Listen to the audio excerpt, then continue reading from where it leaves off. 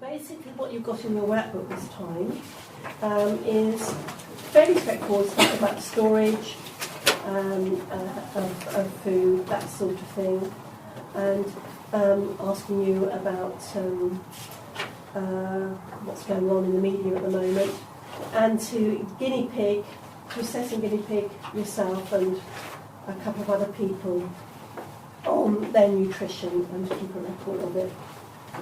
Basically, it only needs to be over about 3 weeks or so. So, as far as weight loss is concerned, I wouldn't expect to see anything as far as that's concerned. But it's basically just trying to collar a couple of people who are willing to play guinea pig for you, and just basically, no one's assessing you on result. It's the process. You know what I mean? So you haven't got to think, oh no, they've got to lose a stone or something. No, it doesn't work like that.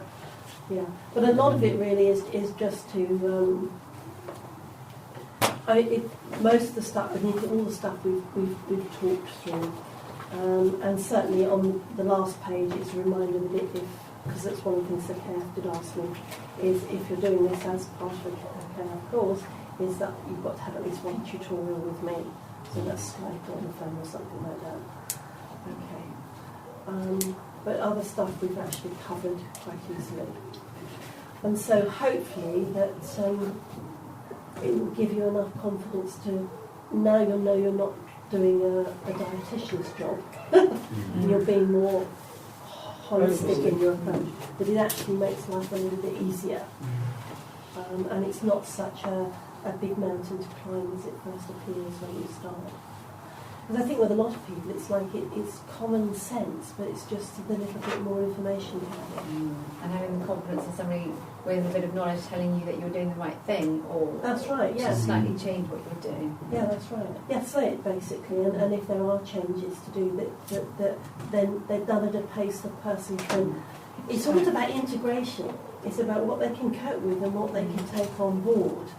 It's like trying to give somebody lots of healing. It's pointless doing that if they can only integrate a tiny amount. You have to just do the tiny amount. And when they've got the hang of that and the second of it, then you put another bit more in. Yeah. And I think this is one of the biggest problems with dealing with nutrition as people see it, particularly if that's the main thing they do. It tends to be big changes. Yeah. It's like change your entire life. Yeah, and it's like, on paper that looks really good, but it actually doesn't work in practice, and particularly nowadays when people are watching the pennies, it's got to be something that's achievable. And I mean, certainly for people who aren't overly busy physically, it's like your mum and dad doing that, so then it's back to doing a 5-2 fast. At least you know that for 2 days you're not paying out for food, But of course you can't do that sort of thing if you're doing a very active job. I mean, it's what we say, that we have low calorie days, we have a light day. Yeah. It doesn't matter even if you're just dropping it a little bit. And I think that sort of thing is that's not asking people to starve themselves. It's just asking them to go with life. Yeah. And certainly if weight is the issue, that's the way you probably go about it. But it's when it becomes into its therapeutic role that you probably change it more. I know somebody who's very overweight, but he's got a very bad back problem. So, yeah, but then which one do you tackle first? Well, the point is you don't. You tackle both.